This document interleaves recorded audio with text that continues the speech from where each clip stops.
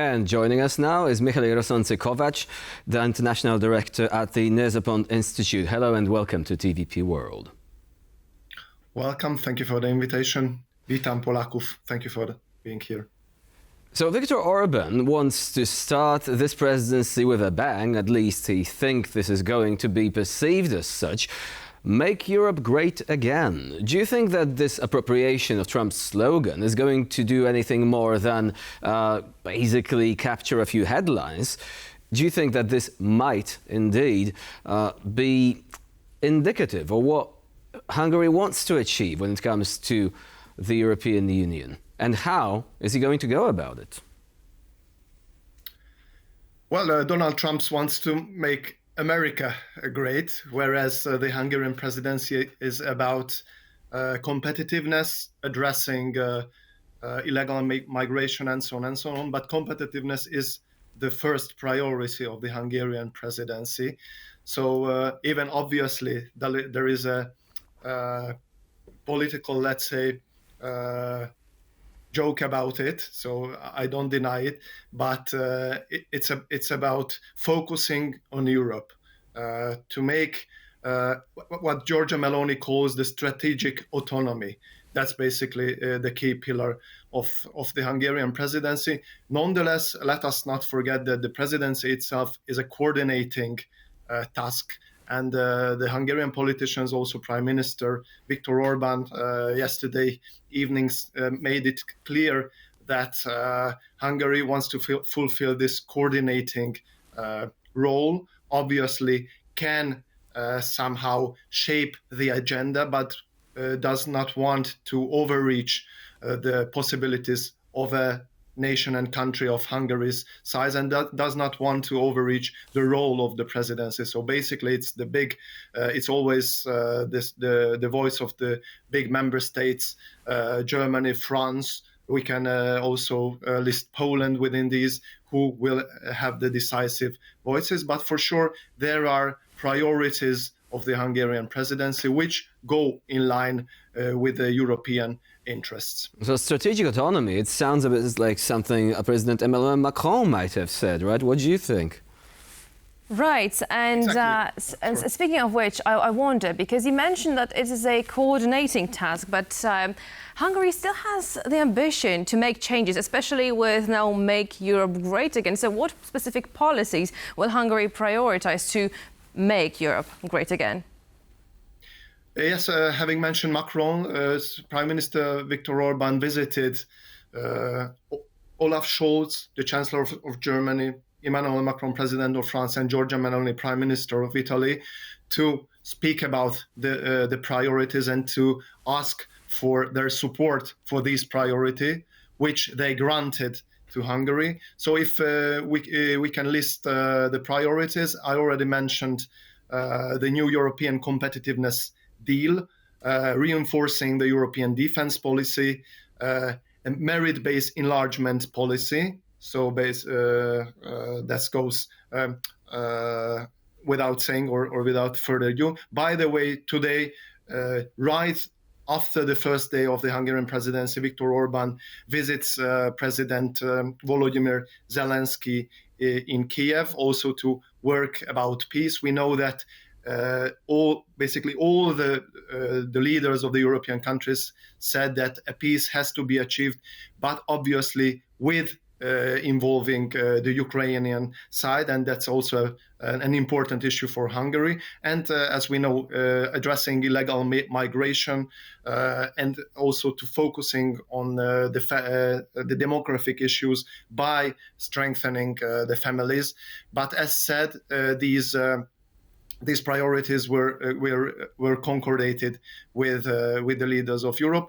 And also, if I brought you some data to see what kind of a challenge this is. So there will be 1,500 sessions of work group sessions coordinated by the Hungarian presidency, 230 presidency events, 37 high representative meetings, one summit or two summits altogether, but and there are 260 people working in Brussels and 1,000 people working in Budapest, and there is 120 dossiers to push forward. So this is these days are really about celebrating Europe, as President of Hungary Tamás Súlyog said. The European structure is a genuine and refined value, such as the Brussels lace, and we have to take care of it. Europe is a unique political and an economic construction, less than a state, but definitely more than an alliance. So this is an opportunity for Hungary to, I add it, to demask those kinds of politically motivated attacks that tried to shape Hungary as an EU-sceptic state, or to shape the Hungarian government as an EU-sceptic. It's about reinforcing the treaties, reinforcing Europe, and basically to help the big players. If we want to celebrate Europe, the European Union, of course, is an inclusive alliance of countries. Inclusive also means that there are countries which want to join it, such as Ukraine. Now, Ukraine, unfortunately, is in the clutches of the Russian invasion. And this is my next question, basically. Hungary has been fairly skeptical of providing military assistance to Ukraine. Viktor Orbán is visiting Kyiv today, as you've mentioned. This unexpected visit also brings with it many questions, such as how are we supposed to achieve peace if there are countries such as Hungary, but also there are many parties in Europe on the right side of the spectrum which say, well, we're not going to abandon Ukraine, but also we do not want more weapons, we do not want to become co-belligerents, as for example Jordan Bardella said. Do you think that peace can be achieved without doubling down on our efforts to help Ukraine? Because doing otherwise seems like it might just empower Russia instead. What is your take on that? Well, for sure, the fact that Mr. President Zelensky receives Prime Minister Viktor Orbán shows that there is some kind of a solution, or basically the logistics of some kind of solutions are put down that could be acceptable for Ukraine. I don't know the details, and definitely it's not Hungary who will provide a solution to such a complex geopolitical challenge. You mentioned that this is an unexpected visit, but I have to know that Hungary and Ukraine has been working very hard over the last month on bilateral issues. From a strategical point of view, the interests of Hungary, Poland, Baltic states regarding Ukraine are identical. We need a strong, democratic and territory integral Ukraine on our border to minimize the Russian security threat. This was repeatedly said by politicians, but unfortunately, there is an ongoing disinformation, let's say, pressure to depict Hungary as a persona non grata, also using the Ukraine topic. But if I quote, for example, the Vice Prime Minister of Ukraine from 2 days ago, she said that she was very positive about these negotiations. Also, President Volodymyr Zelensky tweeted in May that he's very trustful regarding the Hungarian negotiations. The issue that for Hungary was important to guarantee the minority rights of Hungarians living in Ukraine. By the way, this is a criteria to start the accession talks.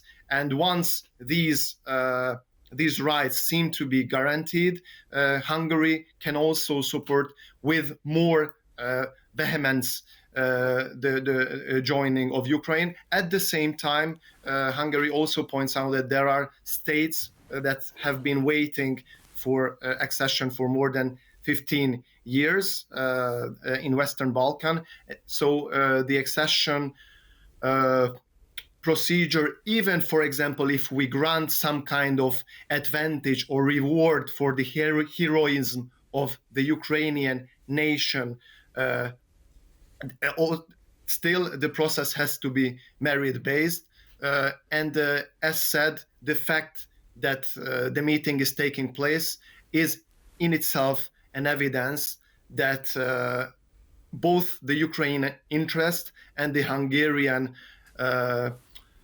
proposal or interest, because Hungary is a firm belief that sooner or later peace has to be achieved. Also, so there is clearly an interest in maintaining conversation, even though sometimes the timetable can vary greatly. Poland's president visited Ukraine very soon after the start of the war. The visit of Viktor Orbán only happening now, but perhaps better late than never. Mihály Rosonczy-Kovács was our guest today here on TVP World. Thank you very much for joining us and for sharing your insight.